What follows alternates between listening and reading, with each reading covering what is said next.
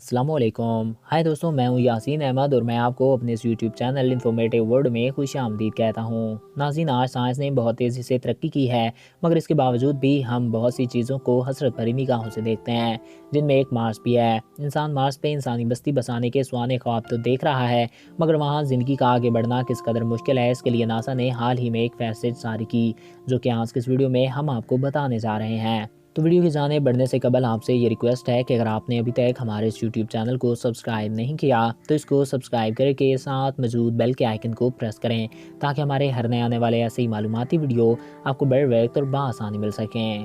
ناظرین، مریخ پہ پہلا انسان کے لیے چیلنج وہاں کی تابکاری ہے، اور مارس کا اپنا مقناطیسی نظام موجود نہیں، لہٰذا وہاں کی خطرناک تابکاری انسانوں کی آنکھوں میں موتیاں جیسی بیماریاں پیدا کر سکتی ہے، اور یہ کینسر کا بھی باعث بن سکتی ہے، اور یہ تابکاری انسانوں کے لیے بے حد ہی زیادہ خطرناک ہے، اور یہ پودوں کے لیے بھی بے حد زیادہ خطرناک ہے۔ ناظرین، دوسرا زمین سے مارس کا فاصلہ تقریباً 1414 ملین میل ہے، جس کی وجہ سے انسان کو مارس تک پہنچنے کے لیے کئی مہینے لگیں گے، جو کافی مشکل سفر ہوگا۔ یہ سفر سب سے بڑا چیلنج ہے، اسی وجہ سے ناسا ایک ایسی ٹیم کی کھوج کر رہا ہے جو کافی انٹرٹینمنٹ فراہم کر سکے، تاکہ اتنے لمبے سفر میں انسان بور نہ ہو اور سفر کو خوشگوار بنایا جا سکے۔ ناظرین، تیسرا، مریخ پہ کشش و شکل کی بھی کمی ہے، جس کی وجہ سے وہاں پہ انسان کا قد 12 فٹ تک ہو جائے گا، اور جس انسان کا وزن زمین پہ 45 کلو گرام ہوگا، اس کا وہاں پہ وزن میں 17 کلو گرام ہی رہ جائے گا۔ اور یہ چیلنج بھی انسانوں کے لیے ایک بہت بڑا چیلنج ہوگا، کیونکہ وہاں پہ گھر بھی بہت بڑے سائز کے بنانے پڑیں گے۔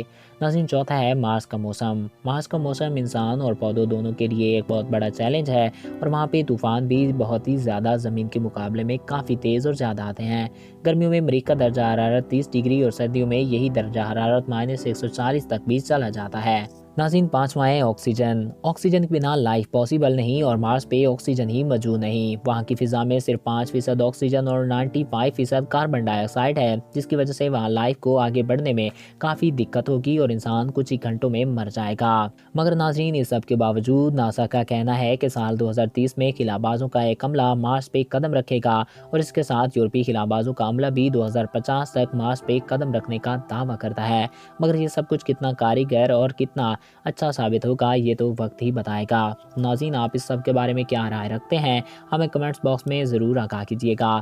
میں امید کرتا ہوں آپ کو ہمارا یہ ویڈیو پسند آیا ہوگا اور آپ کی معلومات میں اضافہ ہوا ہوگا۔ اگر آپ کو ہمارا یہ ویڈیو پسند آیا اور آپ کی معلومات میں اضافہ ہوا ہے تو ہمارے اس یوٹیوب چینل کو سبسکرائب کریں، اور ساتھ موجود بیل کے آئیکن کو پریس کریں، تاکہ ہمارے ہر نئے آنے والے ایسے ہی معلوماتی، دلچسپ اور انفارمیٹیو ویڈیو آپ کو بر وقت اور بآسانی ملتے رہا کریں۔ ایک نئے ویڈیو میں پھر ملیں گے۔ Thanks for watching. اللہ حافظ۔